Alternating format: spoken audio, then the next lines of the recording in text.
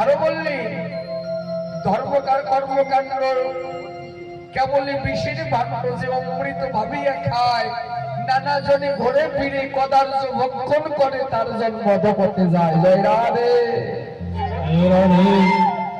যারা শুধু স্বর্গের দেবদেবীর আরাধনা করে, গোবিন্দের আরাধনা করে না, তাদের অধপথ জন্ম যাবে। আমি বলছি না, নরোত্তম ঠাকুরের নামে কেস করেন, আমার নামে নয়, আমি বলছি না।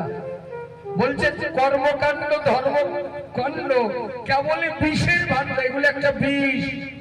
অমৃত ভাবিয়া যে খায়, যারা অমৃত ভেবে খায়, নানা জনে ঘুরে ফিরে তাদের নানান রকমের জন্ম হয়। কদার্য, হ্যাঁ, যেগুলো কেউ খায় না, কদার্য ভক্ষণ করে, তার জন্ম অধপথে যায়। জয় রাধে, জয় রাধে। এই জন্য স্বর্গের দেবতা যারা, তাদের